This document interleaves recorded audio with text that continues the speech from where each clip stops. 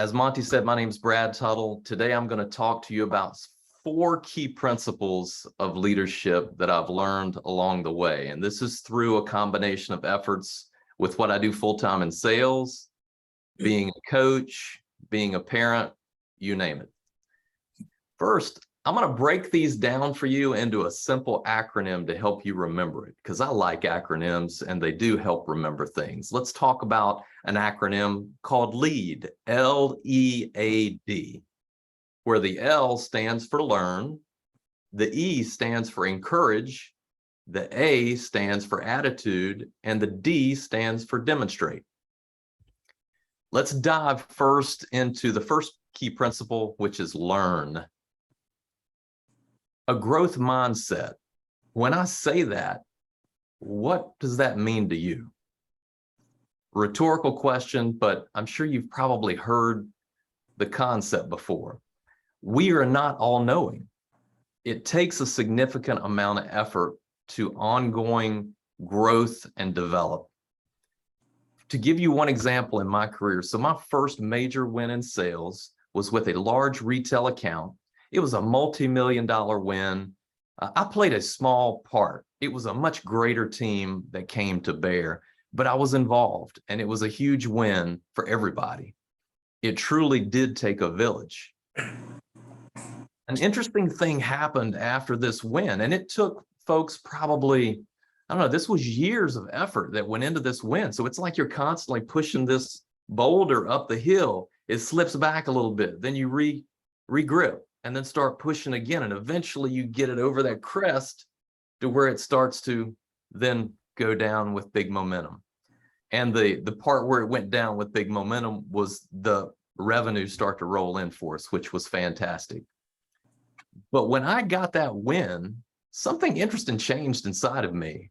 Something switched to where I said, you know, I now have an increased appetite to sharpen my sales skills. I want to maintain that edge. I want to stay sharp. The funny thing that happened, interesting timing. But for the folks that like Rocky movies, you've heard it, Eye of the Tiger. All of a sudden, that's what I had. But a growth mindset. A couple additional points about a growth mindset, and I would encourage you to develop one, but it does take effort. Admit it when you do not know. It's easier to be honest and let folks know you do not know the answer than to try to make something up and ultimately lose your credibility. If you think about it, what is more important than your credibility? Not much, especially not in the sales profession. So if you have to go find the answer, research it, get back to them, it's perfectly fine. Just be honest. Another point within this growth mindset is own your own boo-boos. And I know you may laugh and say boo-boos, that's a funny word, but take ownership when you make a mistake. Don't play the blame game that most people do. When something happens, it's easy to point the finger and say, no, it was their fault because of this reason. Give grace so that when you need grace, you get it. I'll give you a good example. Driving. How many of y'all, when you drive, have made a mistake? Can you raise your hand? Okay, pretty much everybody. I could probably raise that and my feet too. Okay, here's the second part of that question. How many of you, when you're driving, people around you are driving and they've made mistakes? Right, everybody makes mistakes. What I've learned with driving, and it's funny how it ties into leadership, is when somebody makes a mistake and they're driving around me, I mean, I don't see how hard I can get on the horn. I don't try to tell them they're my #1 fan or anything like that. I simply give them grace. I kind of brush it off and say, no big deal, and move on. But the funny thing is, whenever I make a mistake, nobody does that to me. So I've tried to teach my family, if you will simply give grace when you're driving, because you're going to make mistakes, then when you need it and you make a mistake, you'll get it. All right, enough said. Now let's move to second point. Encourage. Why is encouragement so important? Very simple. You do not know what somebody else is going through. On the outside, it may look great, it may look polished, but on the inside, there could be a storm brewing the size of a hurricane. You just do not know. And You can tell also a lot about someone by how they react when you praise them. It tells a lot about their character. But that's another story. The bottom line is, be sure you encourage often and frequently. And a good example of this in my profession is when we have worked together as a team to win a strategic account, or when I've worked on a project for sales that requires a good investment of time. It sure does make a big difference when my manager comes back and says, "Hey, Brad, well done. That was great." It lets me know that all that time I put into it was worth it and that my effort was valued. I'm sure you've heard the phrase, it's easier to win a friend with honey than with vinegar. Be sure you praise often. You say thank you often. Encourage people often. I'll give you one example. This was pretty powerful that happened to me. There was a partner business manager that I was working with that really went above and beyond to help me in a difficult situation with a customer.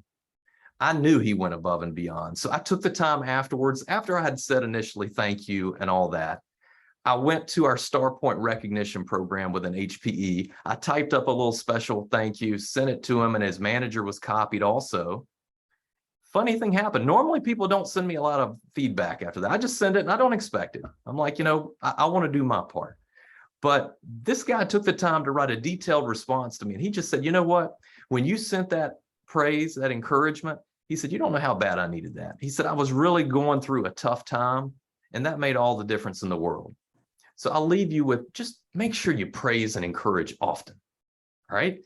Third point, attitude. Let's adopt a can-do attitude. You've heard this said, your attitude will determine your altitude. It's so true. When you face a fear, just do it. Go for it with no regrets. Some examples of me overcoming fears: roller coasters. I hated them when I was younger. These rides that would go like 10 stories high and drop in a microsecond. I couldn't stand those things. Even public speaking. I remember when I gave my first speech, my knees were knocking inside my pants, and I was just hoping that the people couldn't see my pants legs shaking. It was that bad. But you know what? The more I did it, the more, and thank God I overcame it and did it, because when I did it, I overcame the fear and it became a little easier next time. And then the more I did it, the easier it became and the better I got at it. So I would encourage you, adopt a can-do attitude. Go for it. What would you want to say about yourself down the road, looking back? Would you want to say that I took it easy? I didn't take risks. I just played it safe? Or would you want to say, hey, you know what? I lived life on the edge. I did what I could to make it happen. I pushed the envelope. I took risks. That's your choice. Lastly, let's talk about the fourth point, demonstrate. Guess what, folks? Leadership is all about showing and not telling. Think about how you raise a child. How many times do you have to tell the child what to do? Many times, in most cases, right? You get frustrated because you have to keep telling them. But many times, if they just duplicate what they're seeing you do, they look at your behavior, they look at how you act, and that's what they emulate. Another example, I love examples of driving. Think about this. Here's a trick question for y'all. When do you think a child learns how to start driving? Raise your hand if you think you have the answer. Anybody know? Any guesses? Whenever they start walking. Okay, well, I got a better answer for you, and this one's going to startle you. It's when you turn their car seat around in the car and they can start to watch you drive. That's when they start to drive. They learn by your example. So just make sure you're always presenting the proper example, demonstrating the right way to do things. Okay, folks, we're wrapping up. 4 key principles I've learned along the way for leadership. Number 1 is obviously learn, a growth mindset.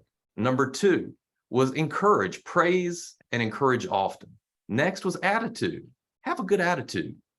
Lastly, show instead of tell. Hopefully these 4 key principles that I've learned, I know there are many others in leadership, but hopefully these 4 will make a difference in your future endeavors. Thank you for your time.